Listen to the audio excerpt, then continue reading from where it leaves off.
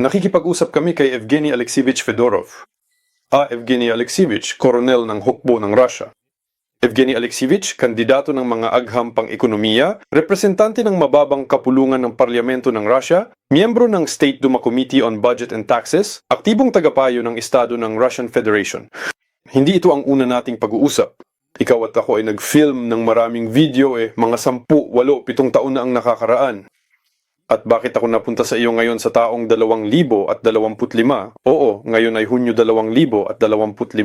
Dahil karamihan sa iyong mga hula at hula ay naging tama.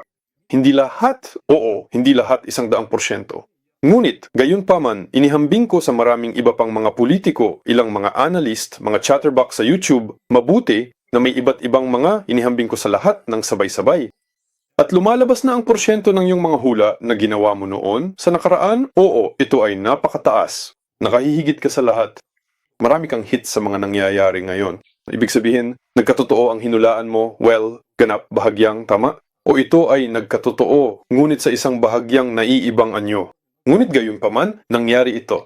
At syempre, interesado ako kung bakit mayroon kang ganun at ganoong pananaw. Maliwanag na hindi ka tagakita, tama?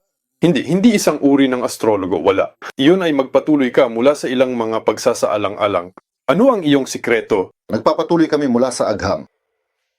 Palaging nagbibigay sa iyo ng sagot ang agham dahil ang agham ay isang matibay na formula. Ayan, 2 plus 2 is 4. Ang aming hinuhulaan ay hindi komplikado sa lahat. Ang sino mang dalubhasa sa pamamaraan at sa kasong ito ay umaasa kami sa pamamaraan ng agham ng kompetisyon ng mga bansa, sa mga prinsipyo ng makasaysayang pagbuo ng sangkatauhan, kung paano ito nabubuhay sa planetang Earth, kung paano ang mga relasyon sa pagitan ng mga tao, estado at bansa. Sa makatuwid, ang mga motibo sa algorithm ng pag-uugali na ito ay pareho para sa lahat. Iba't ibang paraan ng pagkamit ng mga layunin. Kaya naman alam ng mga nakakaintindi nito, ang pinakamalapit dito ay mga mananalaysay at abogado. Pagkatapos ay ibibigay din nila sa iyo ang lahat ng mga pagtataya ng maaga. Walang komplikado kung ikaw ay nalubog sa ganitong uri ng agham sa matematika na ito. Hindi alam ng lahat kung paano ayusin ang mga gripo. Ngunit may mga tubero na alam kung paano ito gawin. Hindi dahil sa mga henyo sila, ito ay dahil ginagawa lang nila ito at pinag-aralan ng issue. Ganun din dito. Ibig sabihin, nauunawaan natin kung paano nagpapatuloy ang mga relasyon sa pagitan ng mga bansa at naiintindihan natin kung ano ang nangyayari at kung ano ang magiging resulta ng relasyong ito. Ano ang pinagbabatayan mo dito? Dito, ano ito? Gawin. Teorya ng kompetisyon ng mga bansa. Ang mga tao sa planetang Earth ay naninirahan sa mga komunidad na tinatawag na mga tribo sa mga huling estado. Ngayon ito ay tinatawag na mga bansa, estado, bansa. Narito ang mga hayop, nakatira sila sa ilang mga kawan, sa pagmamataas, sa ilang uri ng mga paaralan. Ito ang kanilang anyo ng buhay. At ang mga ito, uri ng mga asosasyon ay nakikipagkumpetensya sa isa't isa. Ito ay kompetisyon. Sa buhay na kapaligiran, kompetisyon sa kalikasan. Dito nabubuhay ang isang tao sa pamamagitan ng kompetisyon sa mga estado at mga bansa at mga tribo bago ito. Iyon ay ang estado. Kung ihahambing natin ito sa mundo ng hayop, ito ay isang uri ng kuyog, di ba? Oo. Isang kuyog ng mga bubuyog. O ito ay isang pakete ng mga lobo. Isa alang-alang ito na isang anthill. Dito siya nakatira dito, halos nagsasalita, napakamagaspang anthill at nakikipagkumpetensya sa iba pang mga anthill. At bilang resulta ng ebolusyon, may 193 tulad ng mga anthill na natitira ngayon. Kaya binilang mo ang lahat ng estado? Oo, na nakarehistro sa UN. Oo. Okay. At ito ay kompetisyon sa pagitan ng mga bansa? Ito ang kompetisyon ng mga bansa. At sa makatuwid ang buong buhay ng sangkatauhan ay patuloy na mga digmaan bilang highlight ng kompetisyong ito. Kaya kumuha ka ng anumang aklat-aralin sa kasaysayan at tingnan ang dulo, kadalasan mayroong isang maikling paglalarawan ng mga makasaysayang kaganapan sa aklat-aralin sa kasaysayan. At doon wala kang iba kundi isang listahan ng mga digmaan. Digmaan, kudeta, ibagsak, digmaan, revolusyon. Ito ang pagpapahayag ng kompetisyon sa anyo ng pinakamataas na anyo ng mapagkompetensyang pakikibaka sa anyo ng digmaan. Lahat ng digmaan para lamang sa teritoryo. Ang digmaan hindi para sa teritoryo, intermediate. Karaniwang hindi sila ganun kalaki. Ang anumang malakihang digmaan ay resulta ng pagbabago sa mga hangganan nito o walang pagbabago, ngunit pagkatapos ay pag-urong mula sa ilang teritoryo. Iyon ay, sa makatuwid ito ay isang pakikibaka tulad ng mga hayop para sa isang tirahan, O para sa isang kontrol na lugar kung saan ito, ilang kawan, halimbawa, ay kumokontrol sa teritoryong ito. Ibig sabihin, nakikipagkumpetensya ang mga bansa sa isa't isa At produkto ng teritoryo ay kompetisyon ng teritoryo. para sa kaligtasan. Well, karaniwang ito ay kaligtasan ng buhay tulad ng mga hayop, syempre. Tingnan mo, ito ay ganap na pareho. Para mabuhay. Ibig sabihin, sino ang mabubuhay? Kung sino ang, kumbaga, ay sumisipsip at magpapasakop kung kanino. Makakaligtas. Ngunit dahil ang isang bansa ay tulad ng mga anthill na ating tinalakay, kung gayon, ayon dito, ito ang mga patakaran ng paggana. Ang mga tao sa prinsipyo ay pareho sa lahat ng dako, dito man, sa England o sa France. Ngunit ang kanilang komunidad ay, sa katunayan, iyon ang link ng kompetisyon, ang komunidad na yon. At, nang naayon, ang pagpapalawak ng teritoryo ay nagpapahintulot sa komunidad na ito na magbago na sumisipsip ng ibang mga tao kung handa silang maglaro ayon sa mga patakaran ng komunidad na ito at sa ikalawa o ikatlong henerasyon ay makakalimutan na nila na sila ay nilamon.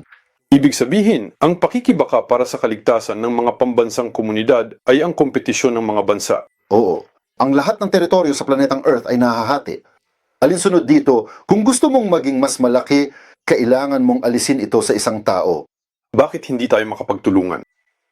Dahil ang mga motibo ng isang tao, tulad ng anumang nabubuhay na nilalang, ay mapagkompetensyang pagpapalawak. Oo, marahil ang isang lobo ay maaaring makipagtulungan sa isang tupa, ayon sa teorya, pagsamahin ng mga tupa at pakainin ng gatas. Ngunit sa kalikasan ito ay hindi ganoon. Ito ang buhay. Sabihin natin na ang Diyos o ang isang bagay ay organisado ng eksakto sa paraang ito. Ang isang tao ay bahagi ng buhay na kalikasan na may sariling mga diskarte at prinsipyo tulad ng sa buhay na kalikasan. Ang utak ay parang instrumento na may pananagutan sa pagkilala sa isang buhay na nilalang, isang tao, mula sa isang buhay na nilalang, isang tigre, isang lobo, isang oso. May utak din sila. Iba't ibang antas ng pagiging epektibo.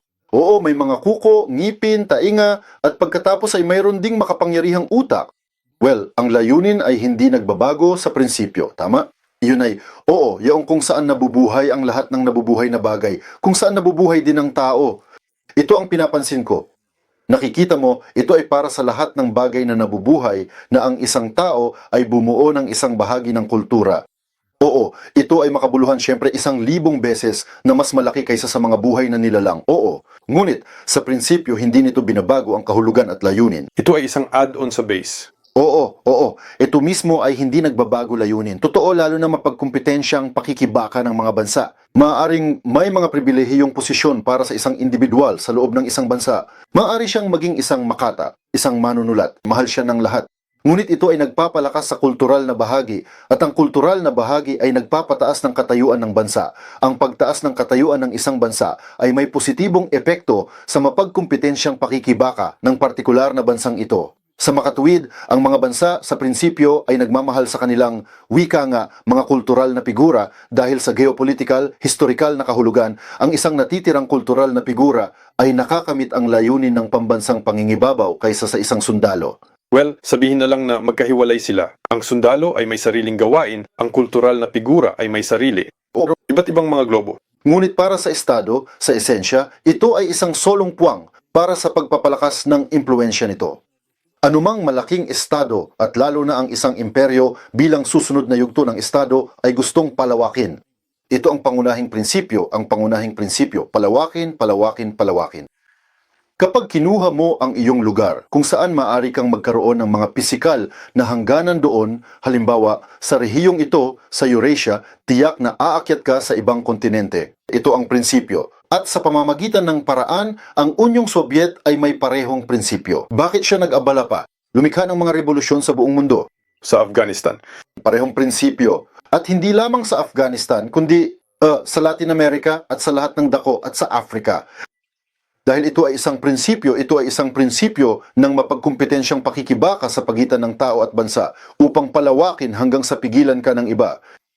Ibig sabihin, papalakihin mo ang sarili mo hanggang sa mapatigil ka ng may nagpapalaki rin sa sarili mo. At ang sandaling ito ng pakikipag-ugnay ng mga ambisyon ay ang mga bagong hangganan bilang resulta ng paglalasaan nyo ng isang digmaang pandaigdig. Kami ay nakikipag-usap doon. Ngayon, maaari kang makipag-usap ng maraming sa mga dayuhan na hindi ang kaso noon. And well, lahat ng normal na tao sa pangkalahatan Normal Germans, normal Dutch, normal Americans, normal kang nakikipag-usap sa kanila. Hindi nila hinihiling na masaktan ka. Hindi ko rin hinihiling na mapahamak sila, Ngunit ito ay tiyak na ang Estado bilang isang sistema na dumating sa conflict, sila ay may isang tiyak na mapagkumpetensya pakikibaka. Oo, malilit, hindi nagkakasundo. Ngunit ano ang dapat nating gawin kung tayo, mga tao, ay nakikipag-usap ng normal sa isa't isa at wala tayong mga reklamo laban sa isa't isa? Ngunit ginagawa ng Estado at kabilang tayo sa iba't ibang Estado? Ano ang gagawin? Mabuhay. Sa buhay na ito, mamuhay ayon sa mga tuntunin ng buhay na ito. Kung partikular na ayaw mo ng mga problema sa iyong henerasyon, nangangahulugan ito na ang mga mekanismo ay hindi pa nabuo sa lipunan ng tao. Dito, halimbawa, ay mga tulisan. May kanya-kanya rin silang rules of relationship, di ba? Oo, binugbog at pinapatay nila ang isa't isa doon, ngunit meron silang ilang mga patakaran. At ang mga panuntunang ito, halimbawa, sabi nila, ang mga ritual ng mga patakarang ito ay binuo sa kanila. Ito ang tinatawag nating tama. Yun ay bago ang batas ay may mga ritual na kalaunan ay naging batas sa anyo ng mga tiyak na agham at dokumento. Ako ay abogado sa anyo ng legal na dokumento at iba pa. Ibig sabihin mga bandido, nag-aaway sila. Pero hindi ibig sabihin nun ay araw-araw silang nagsushooting. Ibig sabihin magkakasundo na sila, binaril nila ang isa't isa, umupo at binilang ang kanilang pagkatalo. Isinasaalang-alang nila kung ano ang magagawa ng isa, hanggang at napagkasunduan. Ninakawan mo ang gilid ng kalye mula sa panig na ito ay nanakawan ako. Tapos na ang digmaan, naipon ang mga kontradiksyon. Isa sa kanila nagpasya na siya ay cool. Wala siyang 500 bandido doon, ngunit 1,000 na. At muli, O ibang salita, ibang salita.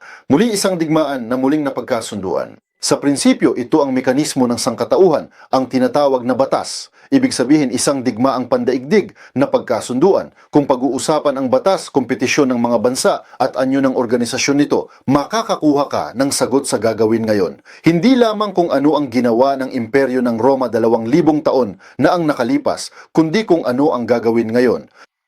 Naintindihan mo ba? Dahil iisa lang ang sistema. Pareho lang naman. Tulad ng nangyari, ang lahat ay pareho sa kalikasan, sa pagitan ng mga tao, bandido at estado. Lahat ay pareho. Ang prinsipyo at aksyon ng lahat ay pareho. Kaya kung alam mo ang mga prinsipyong ito, makakabuo ka ng diskarte batay sa mga ito at makakuha ng resulta.